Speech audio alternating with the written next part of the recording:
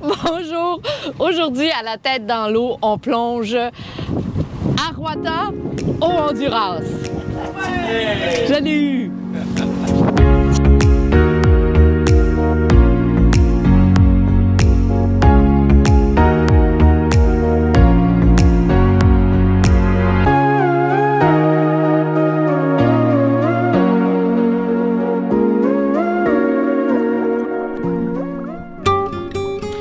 Alors, suivez-moi pour une autre belle journée de plongée au Roatan. Je ne sais pas pourquoi je dis toujours au Roatan et non pas à Roatan. L'équipe du Grand Bleu Diving m'a dit que c'était une erreur commune chez les plongeurs québécois. Pourtant, nous, on dit bien vivre au Québec et vivre à Québec, la ville. Bon, peut-être que pour nous, c'est comme si cette île, le Roatan, était un pays en soi. Bref, on est toujours à Roatan et on plonge avec l'excellente et très sympathique équipe du Grand Bleu Diving. Lors de notre dernière vidéo, on vous a parlé du blanchissement qu'avait subi le récif. Si vous n'avez pas vu cette vidéo, on vous invite à le faire en cliquant sur le lien en haut à droite. Je vous présente Cousteau.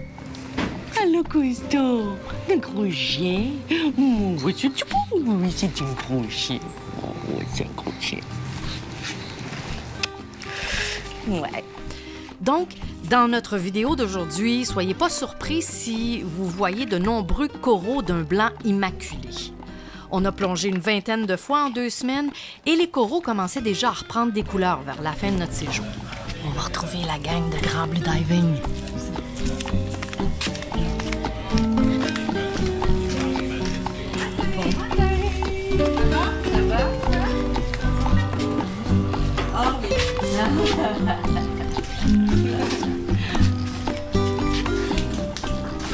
Bon, je vais être obligé de couper sur le montage.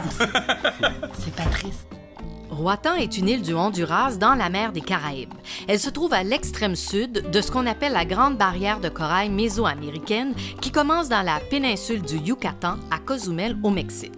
Cette île, peu connue des plongeurs européens, est une des destinations favorites des plongeurs nord-américains, en particulier des Québécois. Cette île de 60 km de long et moins de 8 km de large est en grande partie entourée de coraux et offre une grande variété de sites de plongée tels que des murs, des plateaux, des canyons, des grottes et des épaves.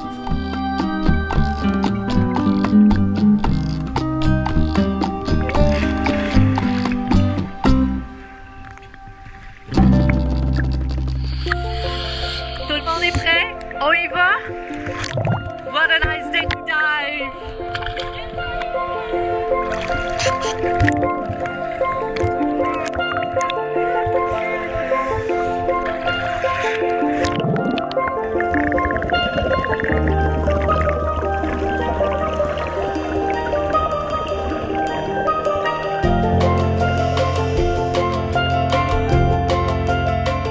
On a plongé plusieurs fois dans les Caraïbes parce que pour nous qui sommes de Montréal, au Québec, les Caraïbes, c'est la destination en eau chaude la plus accessible, raison pour laquelle on connaît assez bien sa faune marine. Comme ici, ce magnifique poisson-ange royal avec sa petite couronne noire et ses superbes couleurs compétitionnant le maquillage des années 80.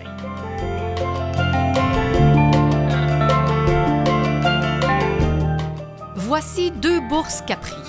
Vous savez que les bourses Capri peuvent porter 2 types de robes, la robe à points ou celle unie. Mais lorsqu'ils sont 2, la plupart du temps, ils font bien attention de ne pas porter la même robe. Ils sont un peu coquets, comme on peut l'observer ici. Petite parenthèse, quand on parle de la robe d'un poisson, on parle de l'ensemble des caractéristiques, des différences, la couleur et la forme de la livrée d'un poisson. Et quand on parle de la livrée d'un poisson, c'est la coloration, la couleur générale du corps. Une belle grosse murène verte. On a eu la chance d'en croiser souvent dans les Caraïbes. On a même fait une capsule vidéo juste pour elle. Elle est impressionnante. Oh, salut, c'est moi, le grand porc-épic. Excusez-moi, je peux pas m'en empêcher. Chaque région a ses spécificités. Comme ici, à Roatan, ce sont les mirous qui sont une belle surprise pour nous. Il y en a beaucoup. À vous dire à quel point la madame était contente d'en voir autant au même endroit. Des mirous tigres, aussi appelés badèches tigres. Ces poissons peuvent mesurer 1 mètre. Les mérous sont des poissons hermaphrodites séquentiels protogynes, c'est-à-dire qu'ils naissent femelles puis deviennent mâles. Ils chassent souvent au crépuscule, mais c'est un poisson aux mœurs diurnes, donc actif le jour. Mais ils ne sont pas comme les poissons papillons qui se nourrissent toute la journée. Non. Les mérous, eux, le jour, se prélassent très souvent au spa. Ils aiment beaucoup se faire nettoyer par des petites crevettes ou des petits poissons. Ce sont des poissons plutôt farouches et aiment pas trop qu'on leur porte attention. Mais si vous faites semblant de rien, sifflotant nonchalamment dans votre détendeur en regardant les coraux, vous pourrez les approcher. Ici, c'est un mérou noir en train de se faire nettoyer parce qu'il semble être un petit goby nettoyeur. Le mérou noir, ou Badesh bonassi, devient plus grand que le tigre. Il peut mesurer 1,5 mètre. Celui-ci est plus gros et, coup de chance, il est en mode chasse avec une grande murène verte. Eh oui, vous avez bien entendu, ces deux poissons chassent souvent ensemble. Ils ont un comportement mutualiste. En gros, c'est que les deux espèces tirent bénéfice de cette association, comme le poisson clown et l'anémone de mer. C'est le mérou qui invite habituellement la murène à joindre sa chasse. Le corps du mérou n'est pas adapté pour déloger une proie cachée dans le corail, mais la murène, par sa forme, même grosse, est en mesure de le faire. Donc, quand un mérou trouve une proie qu'il ne peut pas atteindre, il va réveiller sa chum, la murène, qui, elle, chasse plutôt la nuit et sieste le jour. Il l'invite avec un petit signe de tête à se joindre à lui indique où est la proie et se place en embuscade. La murène se faufile alors vers la proie et cette scène a 3 fins possibles. La murène attrape la proie, la mange et retourne faire un petit dodo pour digérer le tout. La proie réussit à s'échapper de la murène, mais finit dans la gueule du mérou en se disant « Mais qu'est-ce qui vient de se passer? » Ou bien, la proie s'échappe et les deux prédateurs restent sur leur faim.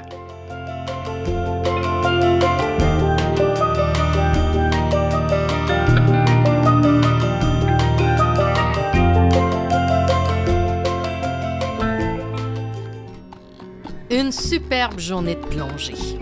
Sur le retour, plein de beaux sourires qui en disent long sur la beauté de notre plongée.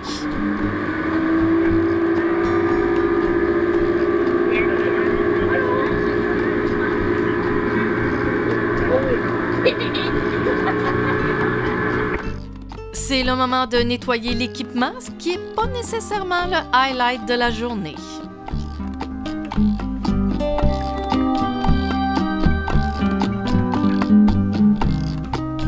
Ce soir, on se couchera pas tard parce que demain, on plonge.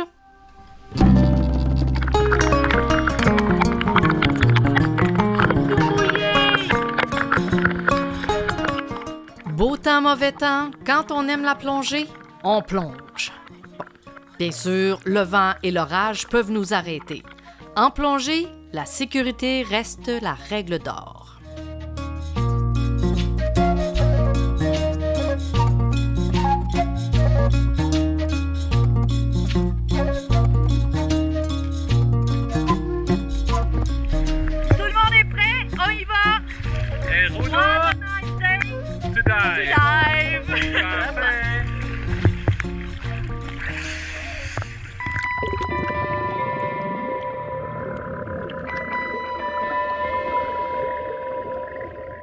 Dès notre descente, une superbe méduse Aurélie. On en avait déjà vu à Bonaire et au Costa Rica.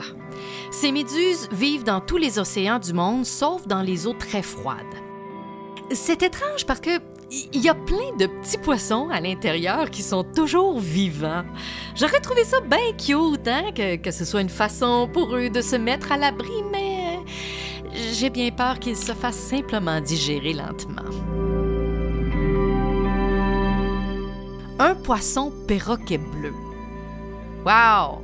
Super original comme nom, me direz-vous. Mais bon, on ne peut qu'approuver. Et il est bleu. Le poisson perroquet bleu, donc, peut mesurer plus d'1 mètre de long. Ils passent 80% de leur journée à brouter les algues avec leurs dents puissantes qui se sont soudées entre elles. On dirait un bec. Eh bien, de là leur nom de perroquet. Une holothurie à fourrure. Elle fait partie de ce qu'on appelle communément des concombres de mer. Ce sont des aspirateurs. Ils avalent le sable et filtrent tout ce qui est organique pour se nourrir.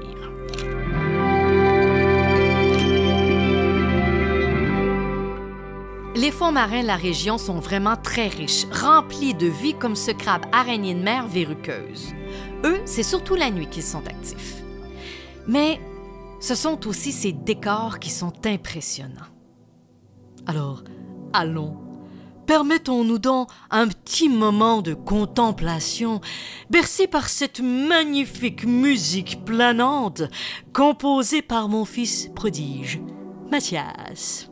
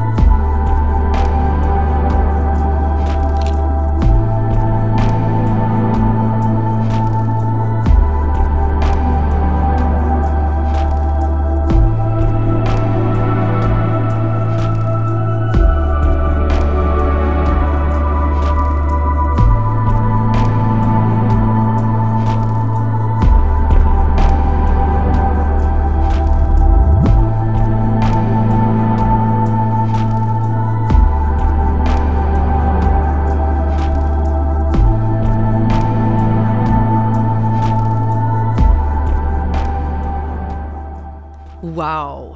C'était vraiment une superbe plongée.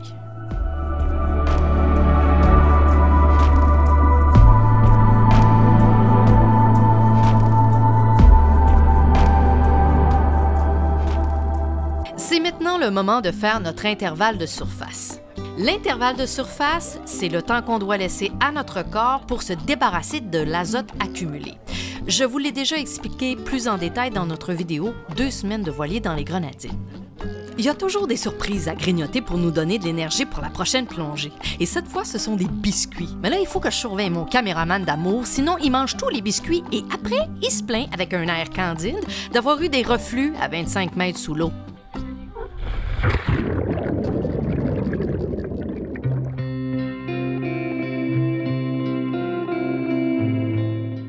Même s'il est agréable d'être au soleil, c'est avec plaisir que nous retournons sous l'eau. Dès notre descente, nous croisons déjà des mérous noirs. Puis, en approchant du fond, un autre, mais celui-ci, c'est un mérou-tigre qui se prélasse dans le fond d'une éponge.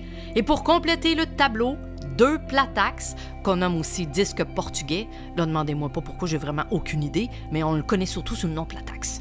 C'était notre première rencontre avec ces poissons. Ils sont très peu farouches.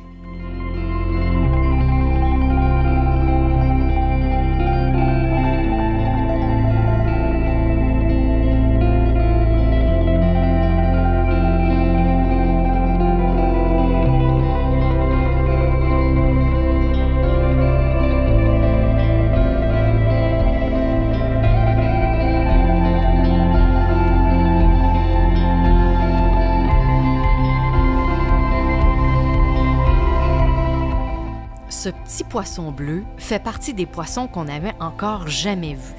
C'est un hamlet indigo. Il est assez cute. Mais, comme on vous l'a déjà expliqué dans une de nos vidéos au Costa Rica, la biologie est la science du vivant.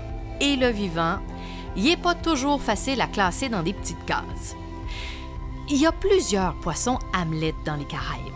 Par exemple, l'hamlet unicolore et l'hamlet marbré que nous avons souvent croisés. Ces poissons ont des couleurs très différentes, mais aujourd'hui, les scientifiques s'entendent pour dire que ce sont en fait des poissons de la même espèce avec des variantes de couleurs. On devrait donc maintenant dire que ce joli poisson bleu est un hamlet unicolore variante indigo. Un voyage de plongée dans les Caraïbes sans voir un barracuda est un séjour un petit peu moins réussi. En voici un beau spécimen en pleine séance de nettoyage. Ces grands prédateurs peuvent atteindre 2 mètres de long. Cette grosse bête ne se laisse pas impressionner par les plongeurs. Il a mauvaise réputation et pourtant, il est plutôt inoffensif. Par contre, si les attaques sont vraiment très rares, il est quand même préférable de ne pas oublier que dans le fond de l'eau, nous sommes la visite et eux sont à la maison.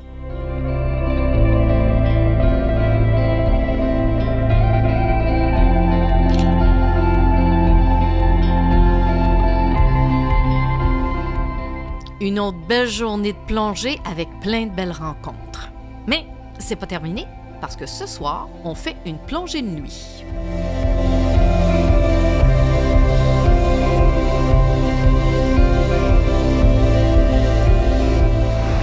Alors, suivez-nous, on s'en va faire une plongée de nuit. Attention, à vos marques, dans 3, 2, 1, allumez vos lampes, partez!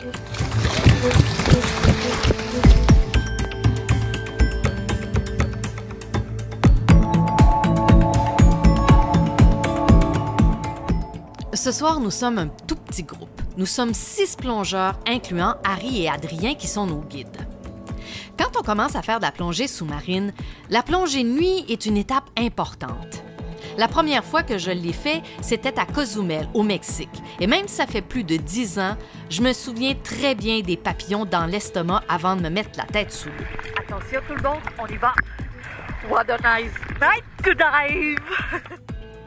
Heureusement, comme vous voyez, on débute pas la plongée totalement dans le noir. On se prépare à la tombée de la nuit et quand le soleil disparaît à l'horizon, c'est le moment d'enfiler la veste pour plonger. Bon, comme vous le savez, on est des passionnés de plongée et de biologie marine. Mais on n'est pas des biologistes de formation, pas des vidéastes ou des photographes professionnels. On n'a donc pas de matériel bien sophistiqué pour filmer et photographier et encore moins pour le faire la nuit. Peut-être un jour, quand je vais être grande, comme je dis souvent. Bon, là, j'entends déjà mon caméraman d'amour me dire « Hey, Yannick, t'as 54 ans, tu mesures 1,58 m. Tu seras jamais grande. T'attends quoi? » Mais bon, là, je m'égare. Alors, malgré ce manque de matériel et des prises de vue et photos pas top-top, on peut pas s'empêcher de vous partager ce qu'on a observé. On aime bien faire ces plongées qui sont un peu étranges et même, je dirais, comme réconfortantes. Comme si on s'assoyait devant un feu de bois. Tu sais, notre champ de vision est hyper restreint, comme devant l'âtre d'un foyer. Sous l'eau, c'est déjà sombre. Et contrairement à ce qu'on pourrait penser, le récif ne dort pas.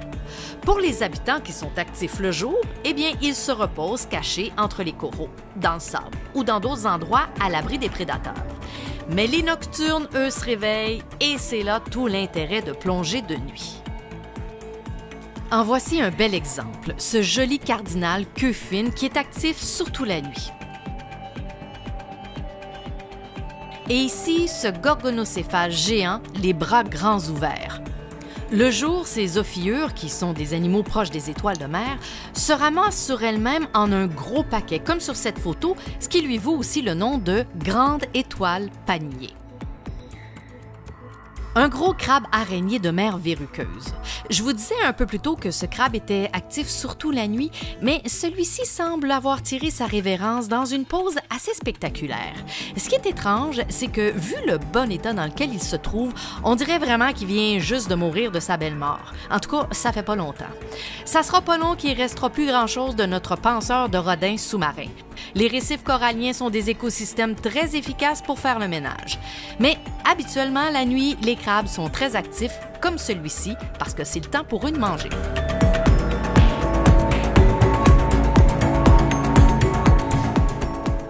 Le chirurgien bleu, lui, met son pyjama la nuit. Ce poisson-là a la possibilité de changer de couleur d'un gris presque blanc à un bleu presque noir. Mais la nuit, il opte pour la rayure, ce que personnellement je trouve quand même assez extraordinaire. Les langoustes aussi font partie de ceux qui sont presque toujours cachés dans les récifs le jour. On voit souvent juste des bouts d'antennes dépassés. Mais la nuit, eh bien, c'est l'heure du lunch et de la promenade. Et mes pieuvres d'amour. Malgré le fait qu'on peut en observer quelques fois le jour, c'est la nuit qu'elles sont surtout très actives. Ce sont des prédateurs efficaces, capables de débusquer dans les interstices les plus étroites les petits mollusques et crustacés dont elles se nourrissent.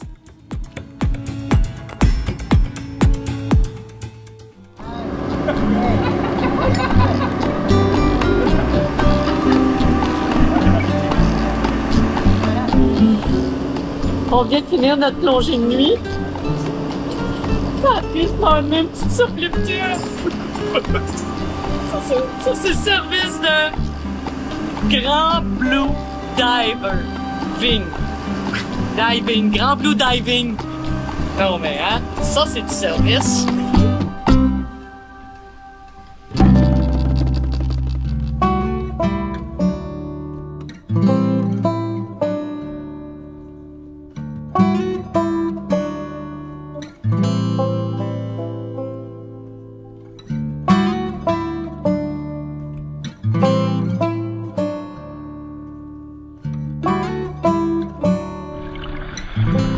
On est prêt? On y va?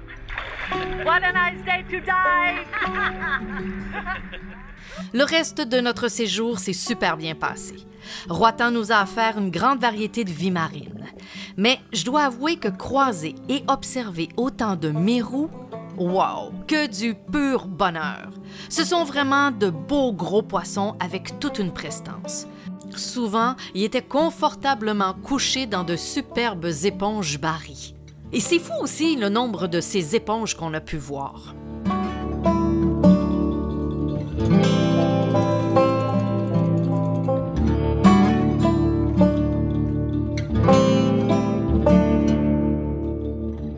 Le Daubenet trembleur, lui, est un poisson qu'on croise pas très souvent. Je trouve tellement qu'il a une belle tête sympathique.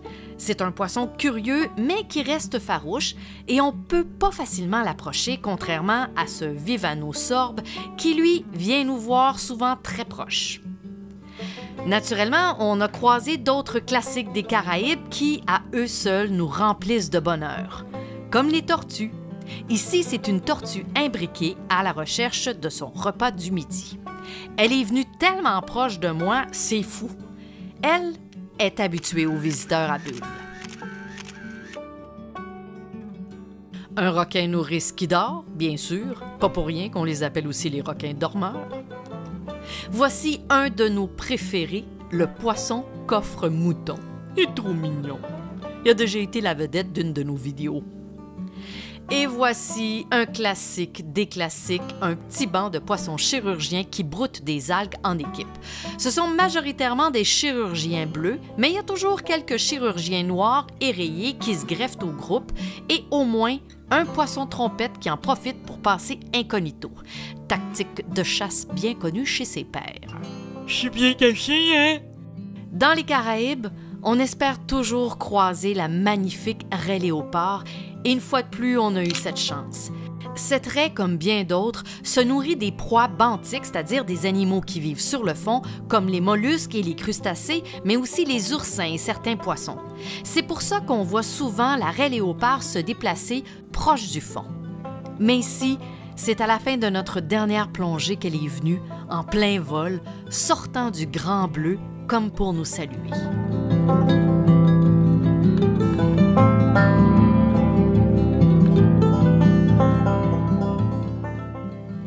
Ce fut 2 belles semaines de plongée. C'était notre première visite sur cette île du Honduras, mais ce ne sera pas la dernière. L'équipe du Grand Bleu Diving nous a confirmé que le récif avait bien récupéré depuis le dernier blanchissement. Mais tout cet écosystème, comme partout ailleurs dans le monde, reste fragile aux changements de température que nous subissons.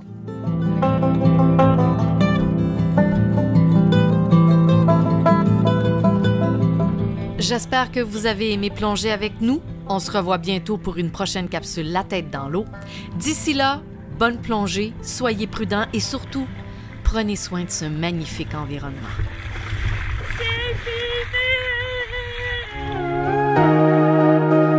Si vous avez aimé notre vidéo, n'hésitez pas à mettre un j'aime, abonnez-vous à notre chaîne et activez la cloche de notification. Si vous avez des questions, commentaires, écrivez-nous.